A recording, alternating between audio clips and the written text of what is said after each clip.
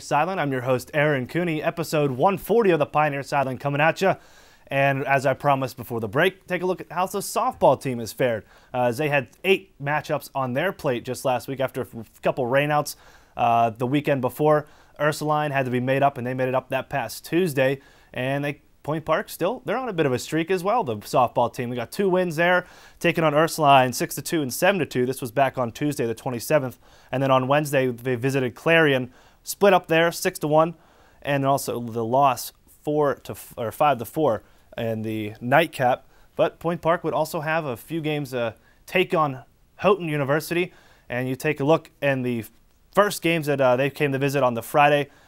Point Park getting the win.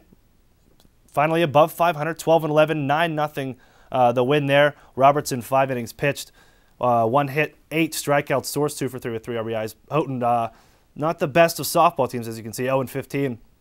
And then in the game 2, all these finals in 5 innings. Point Park again winning 9-0. Kuhn went the distance that time, 5 innings pitched, 5 hits, 5 strikeouts. Moran 3 for 3, 4 RBIs. She seems to be on a bit of a tear. I'm going to bring in Matt Desmond here, jumping in, filling in for Kelly Reed, talk a little softball. And Matt, Point Park, you can take a look at the streak. Things are starting to click right now, and also huge having, the potential injury to Kelsey Robertson not there. She was back on the mound this weekend. Yeah, definitely, Aaron. I mean, once you have your ace pitcher back on the mound and not injured, it's going to be a success for your team. And then Robertson going back on the mound the day after she got injured and pitching very well. But, it's a good sign for her getting 9 strikeouts, but I want to see her pitch against a relatively good team because Houghton, a bottom feeder team in the AMC Conference, you expect your starter to do that. But I'm really seeing if Kelsey Robertson can do that against a non-conference opponent, maybe an opponent in Carlo. And we'll see that coming up. Big AMC matchups coming up in the next 2 weeks with Carlo University.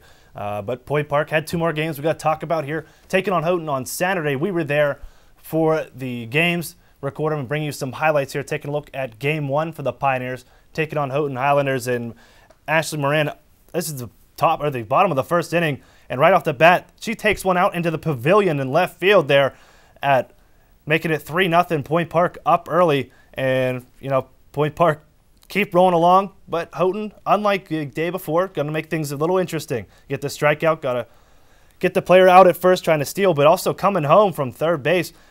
After the strikeout, Sass gets a run there. Then Bernier, RBI single to make it 3-2 in the bottom of the third, or in the top of the third, I should say.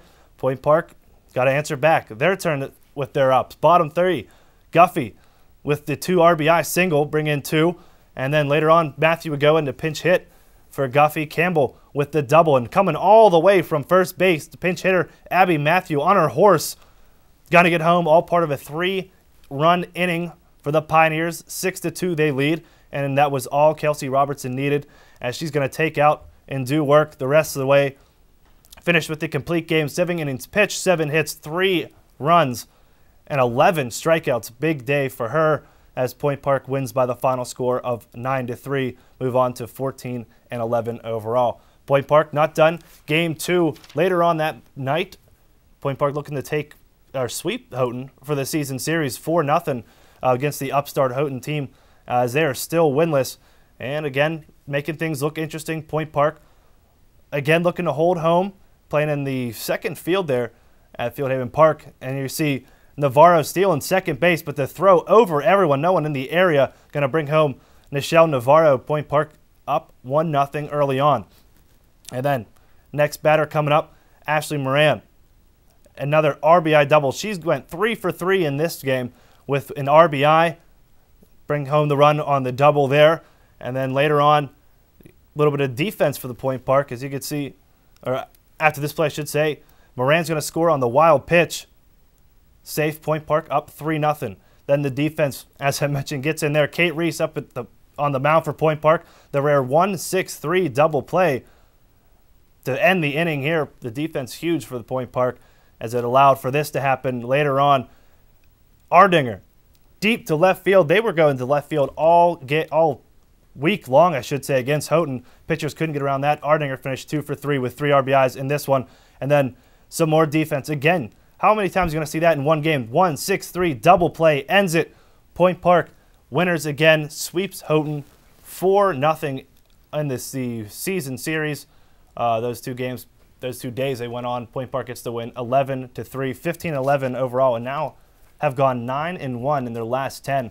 And Matt, when you look back at that 6-game losing streak early on, this team has turned it around drastically in the past couple weeks. Yeah, you want to see consistency from your pitchers, and in that game against Houghton in the whole series, you saw the pitching was consistent. You see Kate Reese, the freshman, she had a phenomenal performance in that last game against Houghton. Then Ashley Kuhn, she had a nice pitching performance. But, you know, the offense has been consistent as well. You saw Ashley Moran, she's been an absolute powerhouse for the Point Park Pioneers this season, and she's been on an offensive tear as of late. And then you got to look at Amanda Ardinger. She's really picking up the heat lately as well, hitting that last home run out of the park. And the top lineup is very solid. You look at Nichelle Navarro, a very consistent batter, and that's what you need at the top of your lineup. If your leadoff person getting off the base, just like the baseball team, it's going to be a very successful time for your batters up there, and they're going to really make it a successful time for your pitchers as well. Now, it seems that Point Park has finally settled into their lineup. Coming into the season, you had 27 players on this roster. You went down to Florida. Everybody got some playing time. But now that you're starting to get into the meat of the season and conference play has finally picked up, it seems like this team has settled in on their 8 fielders, and then the pitching rotation is finally a little solidified since the beginning of the season. Yeah, I really think everyone knows their role in this team, and I don't think they're going to really be fighting for the positions that they should have fought for in spring training. But I think the team is set on who they have as their starters, and are really comfortable with that. And I think the Pioneers, with the starting 8 on the field and then the pitcher, I think they're really comfortable on getting that top seed in the AMC conference. But it's not going to be a cakewalk. I mean, they still got to go against a Carlo team who's relatively tough this year compared to in the years in the past. So I think the Pioneers can't get too comfortable where they're at. They always got to take it one series at a time, because they don't want the Carlo Celtics to come up and surprise them. We'll see. We're going to keep you here at least for a little bit. We're going to step away for a commercial break, bring back on Chris Hoffman, take a look at the road ahead for both these teams, and also look at the standings and see how the teams are, baseball and softball, faring right now for the Pioneers. So stick around. More Pioneer Sideline after this.